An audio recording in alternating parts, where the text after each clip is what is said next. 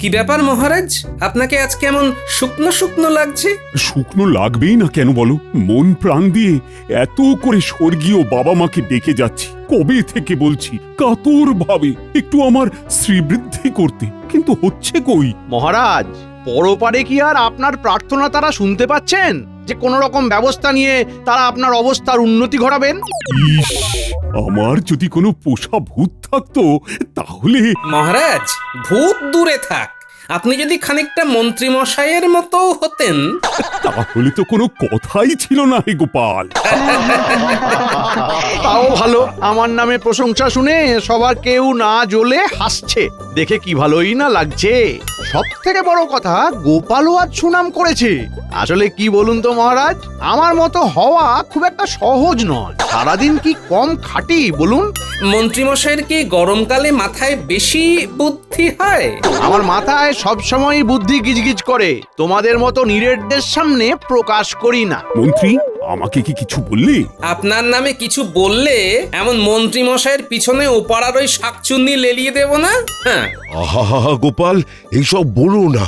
কালকে রাত্রিবেলাতেও ওই গাছের ডালটাতে আমি নিজের চোখে। থামো থামো থামো। হ্যাঁ, থামো থামো, মিছি সব। এমনিতেই আমার ভূতে বড্ড ভয় লাগে। মহারাজ ভূতে ভয় পান? বারে ভালো তো।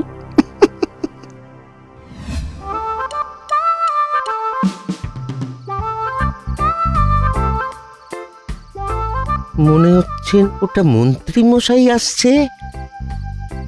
হ্যাঁ হ্যাঁ হ্যাঁ হ্যাঁ, না না দেখার ভান করি। আরে এই ঘটা, আরে ওই কে কে কে কে কে কে ও ও মন্ত্রী মশাই আপনি? আসলে বুঝতে পারিনি। বুঝতে পারিসনি নাকি এড়িয়ে যাচ্ছিলি? কোনটা? ছি ছি ছি ছি ছি ছি ছি, মন্ত্রী মশাই এমনটা কি কখনো করতে পারি? তোদের তো আমি চিনি, তোরা সব করতে পারি। আসলে মন্ত্রী মশাই, আমি আর বটা মিলে একটা হেঁসেল খুলবো ভাবছি। ওই জন্যেই হাড়ু জেলের বাড়ি গিয়েছিলাম ওই মাছের ব্যাপারে কথা বলতে।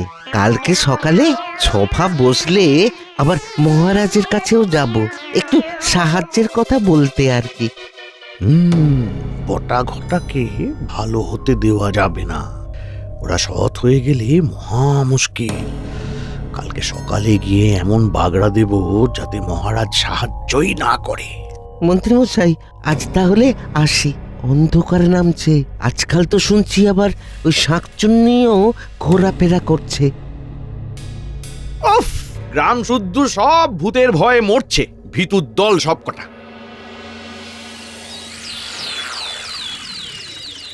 কি ব্যাপার ঘটা, পদ ভুলে নাকি?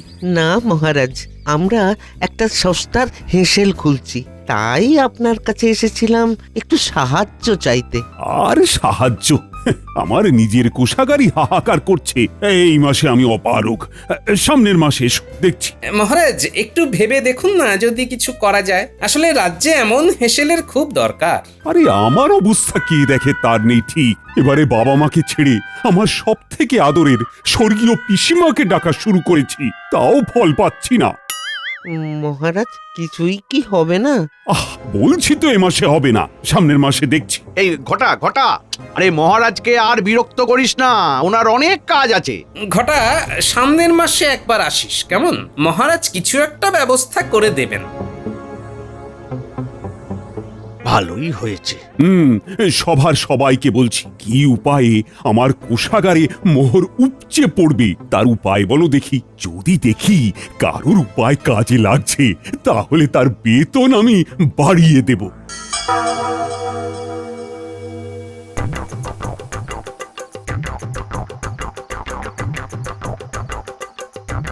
গিন্নি, আরে ও গিন্নি, একই, আরে এইভাবে হনহনিয়ে হাঁটছো কেন?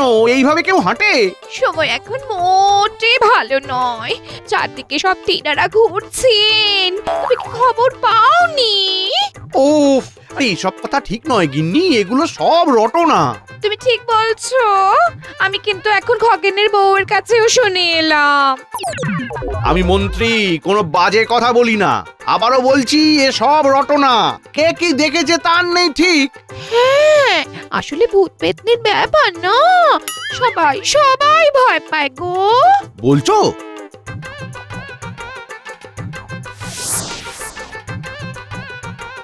ওহ গিন্নি, এতক্ষণে আসার সময় হলো তোমার? ও বাবা, তুমি চলে এসেছো হ্যাঁ?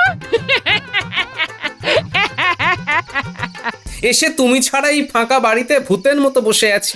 আর ভূতের কথা বলো না, আজ যা হলো। এসে থেকে তো খালি হেসেই চলেছো। আরে আমাকেও একটু বলো কি হয়েছে? হ্যাঁ, আরে তোমাদের মন্ত্রীর বউ ওই রাস্তা দিয়ে শাঁকচুন্নি ধরে নিতে পারে ভেবে ভয়ে কি জোরেই না হাঁটছে, মানে বলা যায় এই প্রায় দৌড় দিয়েছে। হ্যাঁ, ও এই হয়েছে আর একটা গুজব। গা শুদ্ধ সবাই ভাবছে ভয় পাচ্ছে। আসলে না, এই ভূত পেতনির কথায় সবাই ভয় পায় গো। কই তুমি, আমি, আমরা তো ভয় পাচ্ছি না। সবাই কি আর এক হয় গো? এই জাগে, এই তুমি বসো, আমি সন্ধেটা দিয়ে নি। বসো বসো।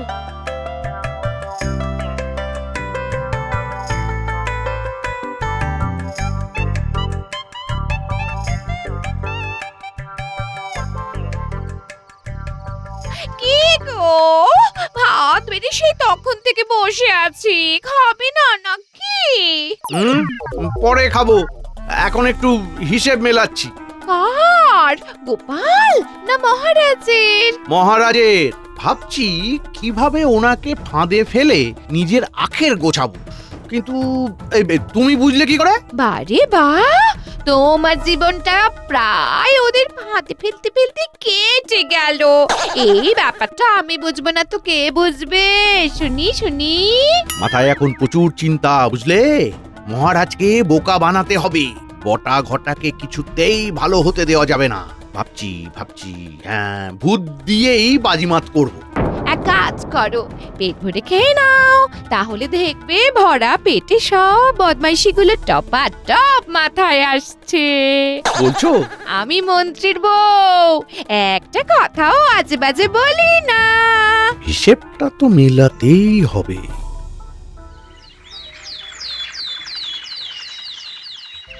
তারপর বলো, আমার জন্য কেউ কি উপায় বার করতে পারলে? সত্যি বলতে মহারাজ, আমি পারিনি। আমি তাই বলবো, ওই সময়ের উপরে ভরসা রাখুন। মহারাজ আমিও পারিনি, বহু বই ঘেঁটেও কিচ্ছু উপায় পাইনি। আমারও কিছু বলার নেই। তবে মন্ত্রী মশাই মনে হয়। থামো তো গোপাল, তুমি যখন উপায় বার করতে পারোনি তখন মন্ত্রীর মুখ থেকেই মন্ত্রীর কথাটা শুনবো। মহারাজ ক্ষমা করে দেবেন। মহারাজ, আমি বহু শাস্ত্র ঘেঁটে উপায় বার করেছি, তবে সেটা গোপনে বলতে হয়। আহ মন্ত্রী, তুমি আমায় বাঁচালে। মহারাজ, আমি আছি তো, আপনি বেশি চিন্তা করবেন না। ব্যাস, আড়ালে বলা মানেই নির্ঘাত কোনো মতলব রয়েছে। মহারাজও অদ্ভুত লোক, কিছুতেই ওনার শিক্ষা হয় না। কি উপায় বলো মন্ত্রী, বলো। আরে আমার আর তর সইছে না। চলুন একটু দূরে অন্য কোথাও গিয়ে কথা বলি।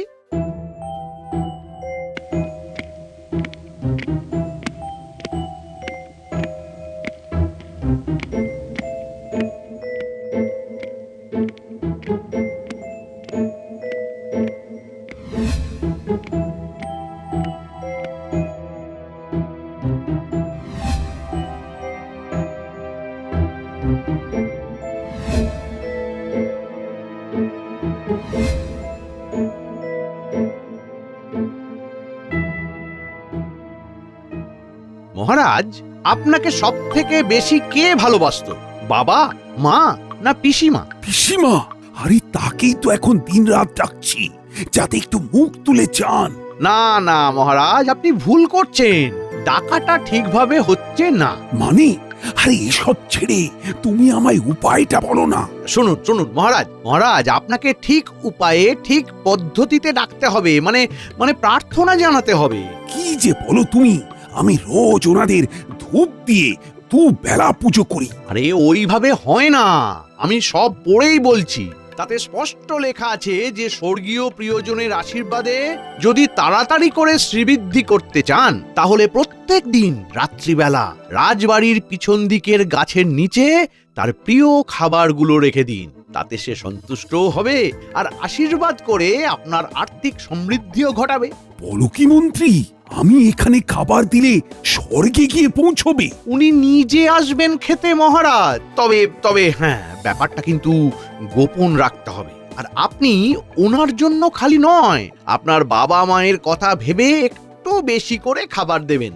যদি তারা তিনজনেই আসেন না, তাহলে বুঝতে পারছেন আপনার সমৃদ্ধি কোথায় গিয়ে ঠেকবে। কোনো বিশেষ মন্ত্র আছে?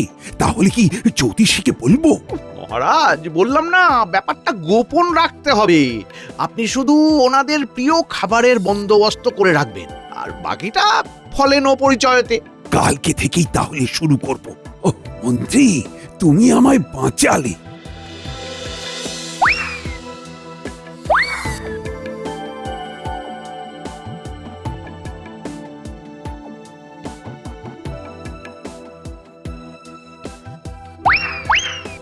কি ব্যাপার মহারাজ, মন্ত্রীমশাই নিশ্চয়ই কিছু উল্টোপাল্টা উপায় বললেন।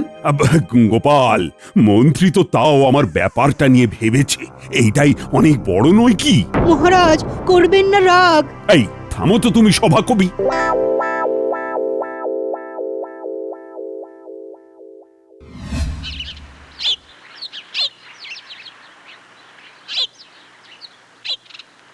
এই হতভাগা, তাড়াতাড়ি দরজা খোল। কি ব্যাপার মন্ত্রী মশাই? বলুন বলুন, ডাকছেন কেন? ওরে, আমি তোদের দাতা, বুঝলি? যাকে শোন, হেসেলের কত দূর কি এগোলো? সেই রকম কিছু নয়, পুঁজি আর কই। এই রাঁধুনির খরচ, বাজার দোকানের খরচ সব মিলিয়ে বিশাল ধাক্কা।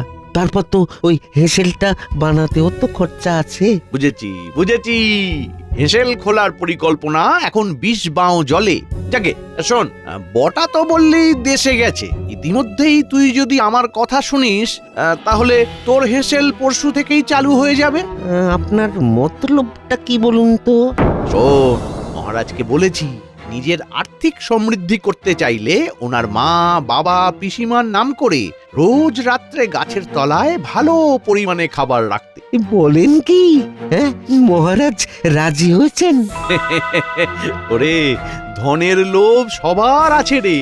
এখন ব্যাপারটা হলো, মহারাজ যেই খাবারগুলো রেখে আসবেন সেইগুলোর কিছুটা কিছুটা আমাকে দিয়ে বাকিটা তুই নিয়ে নিবি। সেটা দিয়ে তোর অন্তত 2-4 জনকে খাওয়ানো হয়ে যাবে। তাহলে লোককে বলবো ওই পুঁজি তো কম, তাই আপাতত ঘরেই হাতে গোনা কটা পদ করে অল্প পরিমাণে রাঁধছি। আর মহারাজ দেখবেন তার পিসিমা এসে খাবার খেয়ে যাচ্ছেন। ও মা, উনি তো গত হয়েছেন, তাহলে কি ওনার আত্মা আসবে? তুই যাবি মানে মানে ভূত সাজবি, পিসিমার ভূত, সাদা শাড়ি পরবি। উফ, পুরো জমে যাবে ব্যাপারটা। সেই তো, দারুণ ব্যাপার।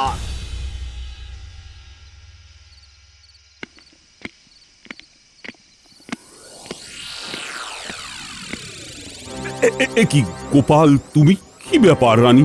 আমি গোপালকে আপনার মন্ত্রীর কথায় নেচে পাগলামির কথাটা বলতে ডেকেছি। না না না না, কাজটা তো একদম ভালো করনি রানী। ব্যাপারটা গোপনে রাখার কথা ছিল। মহারাজ মাফ করবেন, তবু একটা কথা আপনাকে বলি, এইভাবে এত পরিমাণে খাবার নষ্ট করবেন না মহারাজ, কোনো ফলই পাবেন না এভাবে। তাছাড়া এভাবে কতদিন চলবে তার ঠিক নেই মহারাজ। আমার যতদিন ইচ্ছে ততদিন এমন চালাব। তোমরা কিছু বলো না, আমি জানি পিসিমা আসবেন, ঠিক আসবেন। ওরে, আমি এলাম, খাবার নিয়ে গেলাম, ফল পাবি খুব তাড়াতাড়ি, মোহর পাবি হাঁড়ি হাঁড়ি। দেখো দেখো, পিসিমা ওই সাদা শাড়ি পরে গান গাইতে গাইতে যাচ্ছেন। পিসিমা, পিসিমা।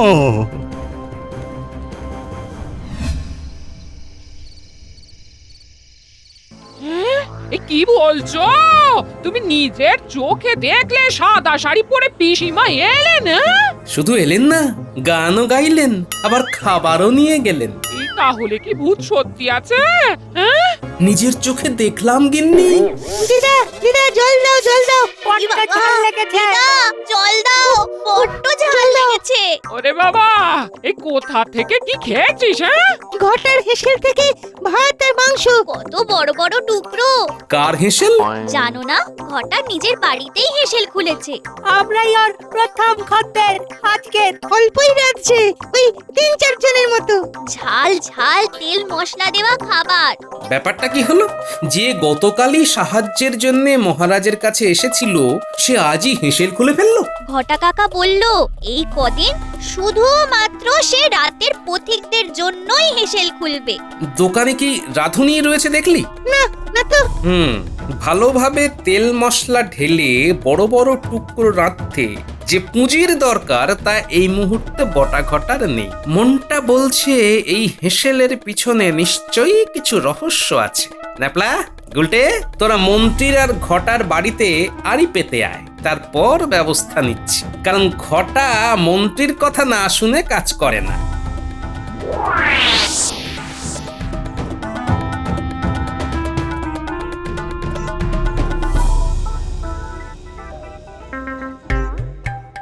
ইজু, রাজবাড়ির ভোজ খেলে? তা ঘটার ওই মরে যাওয়া পিসিমার আত্মা সেজে খেতে ভয় করলো না? অমন খাওয়া কেউ ছাড়ে?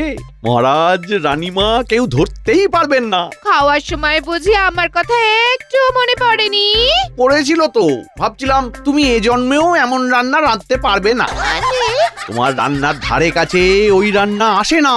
আকাশ আর পাতাল, এত ভালো রাঁধো। এই সুযোগে ঘটার হেসেলও বিনা পয়সায় খুলিয়ে দিলাম। মোটামুটি এইভাবেই টুকটুক করে আয় হবে। ও বুঝেছি বুঝেছি। তাহলে মহারাজকে বোকা বানিয়ে ঘরটা কি ভুলছি আজকে, নাকি সুরে গান করে খাবার থালা হাতে নিয়ে নিজে খাবার সাটিয়ে অতিরিক্ত খাবার আবার ঘরটাকেও দিয়ে দিচ্ছ? হ্যাঁ, বিক্রির জন্য। এসো এসো, তোমায় প্রণাম করি।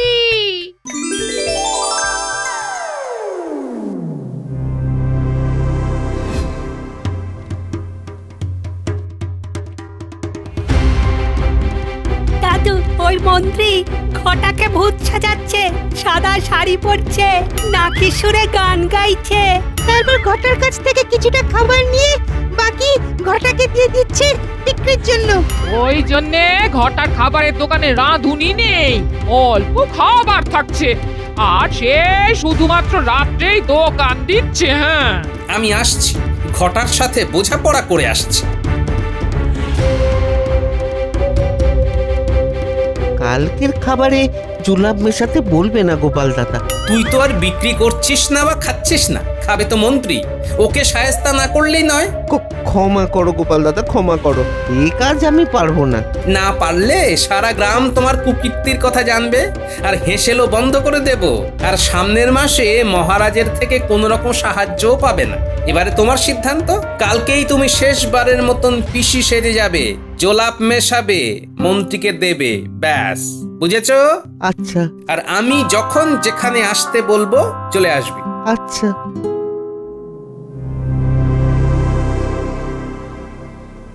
আজ নিয়ে 2 দিন হয়ে গেল, পিসিমা আসছেন না, খাবারও নিচ্ছেন না।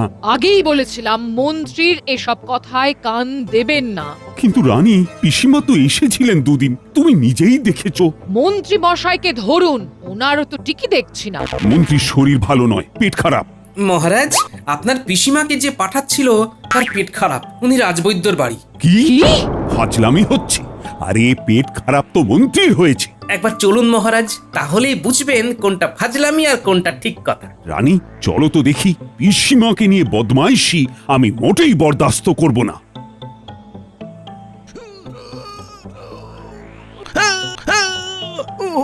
কই কই পিসিমাকে যে পাঠাচ্ছিলে সে কই? এই যে মন্ত্রী মশাই, ওনার পেটের অবস্থা এত খারাপ যে বাড়িতে তো যেতেই পারেননি। যেতে পারবে কি করে? সব তো আমার কারসাজি। হ্যাঁ এসব কি হচ্ছে গোপাল? মহারাজ, ঘটা আপনার পিসিমা সেজে সাদা শাড়ি পরে সব খাবার নিয়ে গিয়ে হেসেল চালাতো, আর কিছু খাবার এই মন্ত্রীকে দিত। তারপর আমি সব জানতে পেরে বটাকে দিয়ে খাবারে জোলাপ মিশিয়ে দিই, ব্যাস। তারপরেই পেট খারাপ। আপনার খাবার খেয়ে পেট খারাপ হয়নি মহারাজ, বউয়ের খাবার খেয়ে হয়েছে। একদম বাজে কথা বলবে না। ঘটাকে আমার পিসিমার ভূত সাজিয়ে আমার সাথে মশকরা। চলো চলো, ওঠো ওঠো। হ্যাঁ হ্যাঁ মন্ত্রী মশাই আমাকে দিয়ে এই সব করাতো। আমায় ছেড়ে দিন মহারাজ, উঠলেই হয়ে যাবে। হোক না মন্ত্রী মশাই, তাতে আর কি হবে? কটা লোক দুও দেবে। ভূত সাজার খুব শখ না? চলো, শাঁকচুন্নি যে গাছে বসে সেইখানে বসে পা দোলাবে। আমায় ছেড়ে দিন, আমি ওখানে যাব না। ওরে বাবা, ভাগো ভাগো। আই আই আই, ও পালাবে না, পালাবে না। দাঁড়াও দাঁড়াও দাঁড়াও দাঁড়াও। এই গেল গেল গেল গেল গেল, সব হয়ে গেল। ওরে বাবা রে, পেটে মোচড় দিচ্ছে। যাই যাই যাই যাই, ওই গাছের তলাতেই বসে যাই। ওরে বাবা।